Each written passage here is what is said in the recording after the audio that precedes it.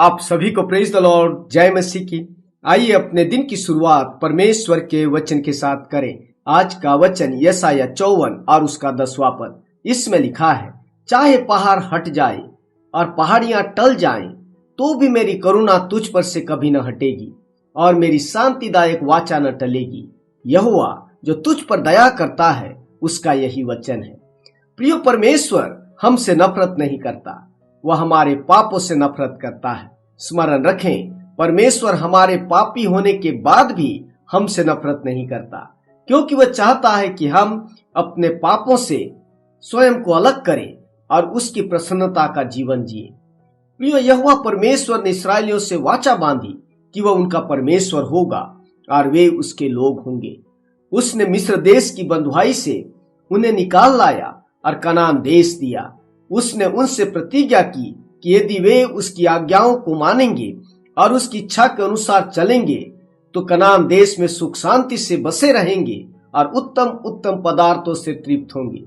परंतु उन्होंने यहोवा परमेश्वर को छोड़कर दूसरे देवताओं की आराधना और उपासना करना शुरू कर दिया और वे दुष्टता और अशुद्धता का जीवन जीने लगे।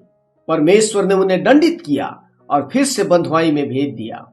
परंतु उन्होंने अपने दुख और कष्ट में पश्चाताप के साथ फिर से यहोवा की दोहाई दी और परमेश्वर ने अपने प्रेम और प्रतिज्ञा के कारण उन्हें क्षमा किया और उन्हें छुड़ाकर फिर से कनान देश में ले आया। प्रियो, परमेश्वर उनसे कहता है कि यद्यपि मैंने तुम्हें क्षण भर के लिए छोड़ दिया था, पर अब दया करके तुम्हें वापस अपने साथ रख लूंगा। क्रोध में आकर मैंने पल भर के लिए तुमसे मुंह छुपाया था, परंतु अनंत करुणा से तुम पर दया करूंगा। चाहे पहाड़ हट जाए और पहाड़ियां टल जाएं, तो भी मेरी करुणा तुम पर से कभी न हटेगी और मेरी शांतिदायक वाचा न टलेगी। प्रियो, परमेश्वर अपने वादों से कभी नहीं मुकरता और उसका प्रेम हमारे लिए कभी कम नहीं होता। उसकी दया उसके क्रोध से कहीं ज्यादा है।